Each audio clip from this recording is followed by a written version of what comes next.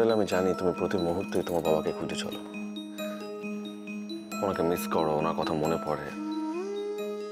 আমার কোথায় খারাপ লাগে বলো তো? আমি সবকিছু জানা সত্ত্বেও না তোমাকে কোনোভাবে হেল্প করতে পারি না। It's not your fault. তুমি নিজেকে দোষ দিও না। Maybe it's all my fate. পুরোটাই আমার ভাগ্য। না ক্যারেল। বড় বৌমা। মা। মা? তুমি? গোরা তো তোমার স্বামী, ও নিশ্চয়ই তোমার জন্য কিছু করবে। ভাগ্যের উপরে ছেড়ে দিলে তো হবে না মা। এই ধরো আমি তোমার মা, আমারও তো ইচ্ছে করে তোমার জন্য কিছু করতে। কালকে ষষ্ঠী মায়ের পুজো মারা সন্তানের মঙ্গলের উদ্দেশ্যে করে, তাই আমি ঠিক করেছি তোমার বাবাকে খুঁজে পাওয়ার জন্য আমি কালকের পুজোটা করব।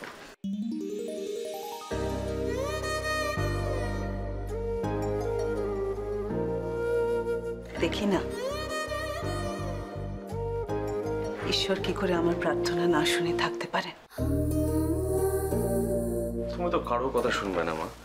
এই পুজোর ব্যাপারে তুমি চুক্তি নেবেই বলেছেও না, তোমার কিন্তু শরীর খারাপ, শুধু পুজো বাদ দিয়ে আর কিছু করবে না। ব্যাস, আমি কোনো কথা শুনবো না। আমি কিন্তু মাকে কিচ্ছু করতে দেব না। হ্যাঁ মা, তুমি পুরোটাই আমার ছেড়ে দেবে, আমি সবটা সামলে নেব।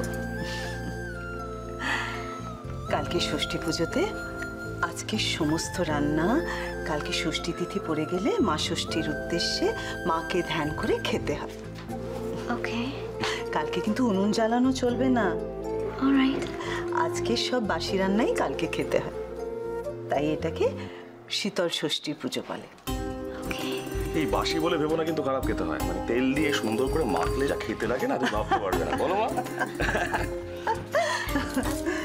তেল তেল দিয়ে মাখা? কেন বলবো? বলো না, এটা কি রান্না? বলবো না, খেতে হবে। আরে বাবা, এই রান্নাটাকে গোটা সেদ্ধ বলে। গোটা মুগের ডাল, গোটা বেগুন, আলু, রাঙা আলু, শিম আদি নানান তরকারি গোটা সেদ্ধ করে খেতে হয়। এগুলো কিন্তু কাটলে চলবে না। That's really interesting. হ্যাঁ, ভাতের সঙ্গে মেখে পরের দিন ঠান্ডা অবস্থায় খেতে হয়। আমি রান্নাটা শিখতে চাই। নিশ্চয়ই, কেন শিখবে না মা আমার? নিষ্ঠা ভরে মা ষষ্ঠীর ধ্যান করে মা ষষ্ঠীকে প্রণাম করে রান্নাটা বসা। শোনা আমার। কাল শীতল ষষ্ঠী পুজোর রান্না